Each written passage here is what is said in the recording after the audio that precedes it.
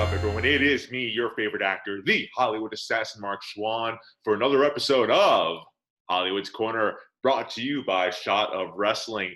Now, my next guest, she is a dear friend of mine. She is my mentor in professional wrestling, my fellow Satsujin Squad member, the Queen Heel, Nyah Kennedy. Nyah Kennedy, I feel like it's been forever. What is up, girl? It has been forever. It's been since Labor Day when we were in Atlantic City together. Right. Yeah. That was BCW Anniversary 4. That was a big show. Yes. That was a long day for us all. For so many reasons. Good time, for sure. I had a blast. I think a lot of people know that. Yes. I'm not really going to get into it on air here. You know, I am class, you are sass. That's There's right. Class and sass connection here. Exactly. I have to say, though, so, like, you know, I introduced you as my mentor. You've also been such a good friend as well. You've helped me out so much. It's very rare with, like, you know, having two managers for the same stable. I haven't seen anything like that since, like, Jim Cornette did that with Mr. Fuji and everything. You know, how has that experience been for you? Like, you know, I know I'm the new kid in the block. When they said they had, like, another manager coming on with the group, how did you feel about that? And I'm not going to take offense. So keep it real, girl. I loved it because you had, or sorry, I can't say had because you still have it. You know, Thank you. You this charisma and this awesome personality and we play off each other so well, you know, and it's just, we have so much fun. And like, you have the experience on the acting side that definitely helped in the side, you know, and it was just coming in, just teaching you the ins and outs of the business here and you just applying the two together. Like right. You do promos, which are absolutely amazing. I hate doing promos. I don't know why, but I just do. And maybe it's a memory thing that I have. See, that's astonishing to me. When you told me that, I really didn't believe you. Because, like, you know, I feel like cutting promos is part of the game for us. It is. You know, the crazy thing is me, when I was in the business coming up, we didn't have to do promos. There's no promos on the road traveling. You know, it's like every now and then we'd have to do a recorded one that was played, you know, for an upcoming match or something that we had to do. But other than that, not much. You know, it's like now it's just like doing promos. And I think the reason why, like I said, because of memory. If you remember that one day we were doing promos, I mean, we end up laughing half the time. I do remember that. You know, if it wasn't a train issue. Oh, yeah. Yeah, for those that don't know, yeah, we were shooting by a train for right before our BCW show. Not a good spot to try to do a promo, mind you, for anyone. But it was a lot of fun, and I actually still have those recorded on my other phone. Nice. So I listen to them from time to time, but yeah, I don't know. I mean, I guess like I could if I needed to, because I mean, if I needed to, and I've had to do them before, then I could. It's just that I just don't like doing them. You know, it's funny. I hear more and more like wrestlers talk about that. You know, in the indie scene, like, you know, some they don't feel comfortable with, or some, like, you know, they don't necessarily feel like it's their greatest strength. Right. It's crazy for me to see, because I know wrestling, it's a lot of character. But, you know, I feel like, you know, with us, our dynamic works so well in the group because of the fact that, like, yes, I mean, listen, I could talk all day long. I think Michael J. Puddy can tell you that. and you, I mean, you're more experienced in the ring than I am. You know, so, like, you know, you're always there for taking those big bumps. You know, right. Like the kick heard around the world, for example. Yeah, or when I went through the table, you know. When you went through the table, right. I'll never forget that. Match. And it's funny, I was on YouTube the other day, and I just watched a promo that we did for that. You know, and it was just like, and one of my friends we were watching it together, and he said, "How come you didn't talk?" I'm like, dude, 5 people just had a conversation on the promo. You know, it's just, I just need to do is sit back there and just agree, you know, smirk, and like, yeah. You know, it's like, I say this, I use my words around the ring. You know, that's where my action is. Oh, yeah. I mean, you talk shit. You talk shit to that crowd, man. You stir them up. And then I learned that off you, actually. I started getting more comfortable doing that as well. Like, I enjoyed that. And then, you know, the obnoxious smile and the laugh that I do then afterwards, sticking my tongue out at people. Yeah, definitely. That's the fun part, you know, and a lot of times it's just like growing up, you know, with me and my cousins and my brothers and everything were very close. So we used to always play the dozens with each other and sit there and talk shit back and forth. So like a lot of things are just off the top of my head, you know, it's like I always have a comeback. That's why like when we're all like having our little moments in our group thread, you know, and I'm sitting there and just like boom, boom, boom, I come off those. And I was like when we have our little spats with Eric about Leathertard and Michael Myers. I don't understand how Freddie is not in this conversation, but that's neither here nor there. I like Freddie. But I'm a Michael Myers. I feel like the conversation or the debate in general is usually between Michael Myers and Freddy Krueger. Leatherface is never in the conversation except if you're talking to Eric Jaden. Then yeah, and I just don't understand. I said, how could you like somebody that nobody else cares for or likes, who's not even in the conversation when it comes to talks? The only thing he has going for him is the fact that he's based on a real life person. That's it. I actually did not know that until fairly recently. I was like, oh wow, good shit. Did not know that. That's the only thing. That's it. Yeah, you know, more respect. Yeah, I respect Michael, and I love Michael more because of the fact that you didn't have to be in a campground to get killed. You know, you had to live in Haddonfield. Exactly. It did not matter. It did not matter. And also, you know, not for nothing, we would not have the great Undertaker if it was not for Michael Myers with the, you know, the legendary sit up, the slow pacing walk. You know, he definitely based some characteristics of his character from Michael Myers. So much love to that. Nyah, going back to wrestling though, you know, we were talking a little bit about BCW Anniversary 4 when we first came on here. You know, that was our last show that we did. You know, and I want to know, like, I know I felt a certain way about it. How did you feel going to it during a pandemic? And we were at the first card up where we had to go match. Did you have any jitters? Did you have any like any nerves in there? You felt like off or anything about that? I didn't, but then again, that's just the way I live my life in general. Like I try to make sure that I'm protected at all times, but I refuse to go through life scared. You know, if I have to wear a mask to protect myself, then, you know, I will. And I'll just make sure I have a really cool mask to wear out. I feel like you did, if memory serves correct. Yeah, you know, I have my Queen stuff on, so. Of course. No, but I was talking more about the fact, like, you know, I mean, the pandemic is what it is, but, you know, that was both of our first shows, I believe, since like March, right? Yeah. You know, it just felt like, man, I kind of almost forgot how to do this. And then next thing, you know, like we thought we were supposed to be like the third match in, and wanted to be like the first match, like, okay. Did you have that moment too? Like, or am I the only one? Yeah, it was a little nervous getting used to it again, but for me, like, I went through those jitters before, you know, when it came to managing after being away for a while. You know, from 2008, you know, even though I stayed around the wrestling business from 2008 until 2016, so for 8 years, I didn't go through Gorilla, I didn't go through a curtain. So like, I kind of got used to it. So being away from March until September, it was kind of weird, but it was something that was just like, it was nervous, but it's like the moment we started walking out there, it was just like, it was good to go.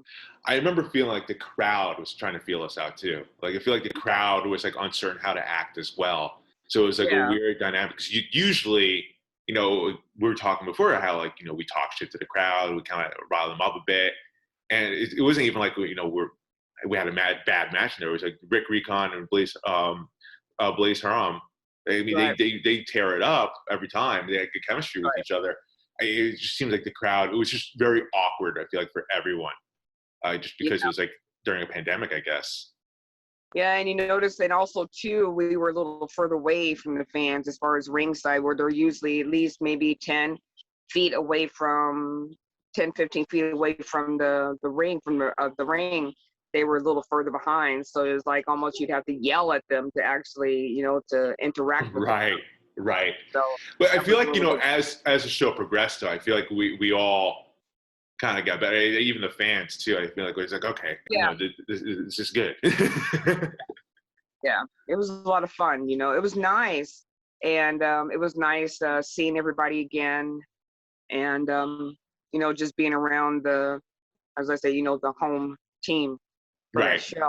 Oh, and it just, I hate that that was September and we're at the end of, you know, we're coming into the end of May and nothing, you know, I can't wait. I want to get back to it at some point because I know it's like at some point I'm going to have to, you know, say and move on, but I don't want it to be, you know, because of the pandemic and then finally like, okay, these last year and a half or 2 years that I could have been doing my thing and leading up to my retirement. And now, you know, it's just like, so. Is that on the horizon for you, retirement?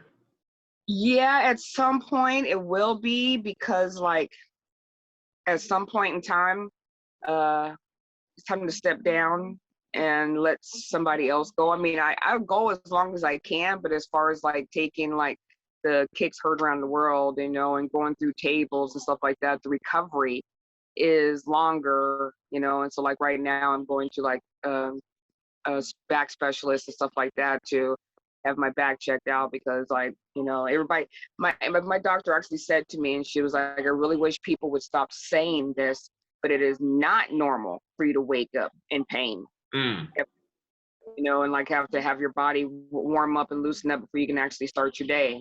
You know, have to sit underneath hot water in the shower for a while to loosen your body up and move so that you can actually walk around. So I feel like my wife needs to hear that. But so you're talking about possible retirement down the road, obviously not yet. You know, we have a fellow Satsujin Squad member announced his retirement on social media, Eric Jaden. So what does that mean next for you, Nyah? I mean, you've had your career pretty much tied with his for quite some time. So what's next for you? You know, I don't know. You know, we'll see what happens with the squad because everything's so uncertain with the pandemic and everybody's like scattered off doing their own thing right now. Right. You know, we our cyborg recon killing it. You know, amen to that. Right now, exactly. You know, we got the tag teams still out doing their thing. You know, waiting for the opportunity to defend that BCW tag team title that they won at the show we did in Atlantic City in September. Well, is there like a bucket list for you? Is there something that left that you want to do before your retirement? I would have loved to have had another run in the ring, but we talked about that at one point. Yeah, I'm waiting to see what happens with my doctor's appointments and checkups and all that referrals and all that. You know, I go to the doctor for a checkup and I walk out with 5 referrals. So,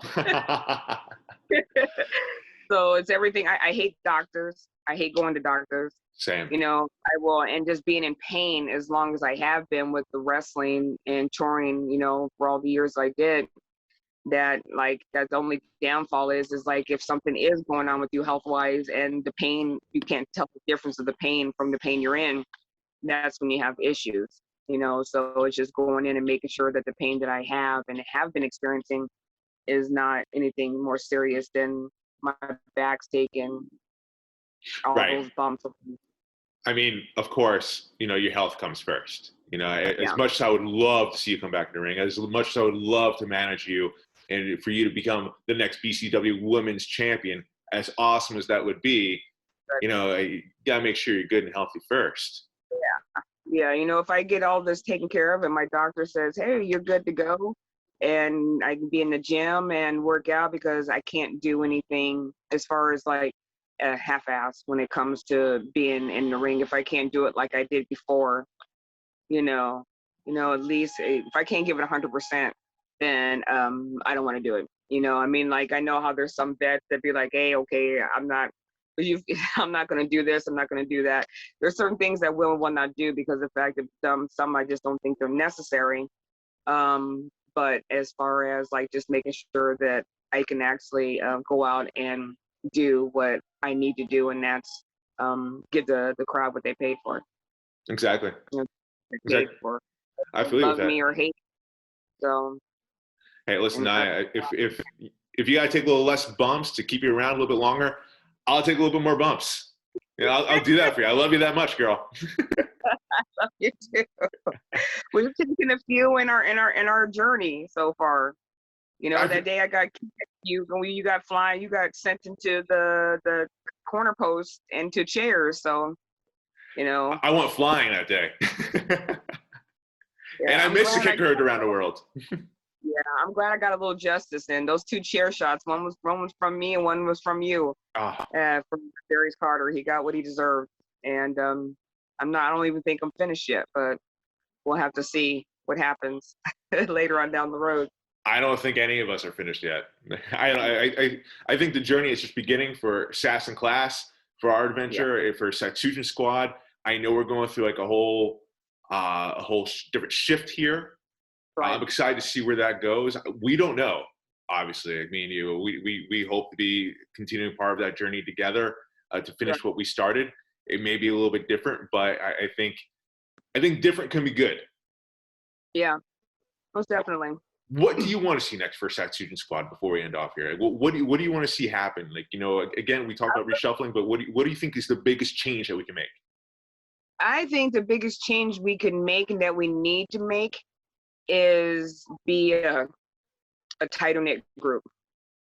That was the only issue that I had before, is that if you're going to be a family and be in a group like that, I think we need to be tighter, you know, like, and doing our promos together, or doing promos like after we've like destroyed a company like we did so many times, you know, and celebrating at dinner together, you know, having some drinks and, you know, talking about it, you know, instead of like, okay, this is done, let's do a promo and get out of here. You know, we got to go here. You know, I just wish there was more. Yeah, I know. I mean, it was tough for me. Looking back on that, like, I think a lot of us, I don't think it was just necessarily one person. Like, I know it was a lot of me, like having like an audition or something or whatever. Yeah. Like, you know, I live in Westchester, had to get out of there. Or Right. like, you know, Rick lives up in Albany area. Yeah. Chris and Dom heading to the next show, whatever. I mean, like, it was always something. But I think you're right. I think it is important for us to just, you know, it's not about just the show in general. I feel like working a show is the reward. I think it's the work that we do behind the scenes are probably just more important, because that's what gives us opportunity to have more bookings and to get more championship opportunities even. Exactly. I just hope that when we come back and once everything gets situated and everything, I just hope we come back more as a cohesive group. Yeah, totally. You know, that's our job. You know, we have to hold them accountable. We're going to replay this interview over and over again until we all get it. Like, you heard. Yeah, heard. You heard. Well, Nyah, I have to say thank you so much for taking time to join me on the show for Hollywood's Corner. I miss you, girl. This summer, I know BCW is coming back. I cannot wait to see you in person. I'm going to give you the biggest hug possible. I know, and I'll have Fireball for us as always. Whoa. This is a family. No, it's not a family show. Yes, Fireball all the way. Let's do it up. Screw it. All right, Fireball, baby. For everyone. Stay away from it for a while. Yeah, right. For everyone, thank you for joining us for Hollywood's Corner. You can find Nyah Kennedy all over social media.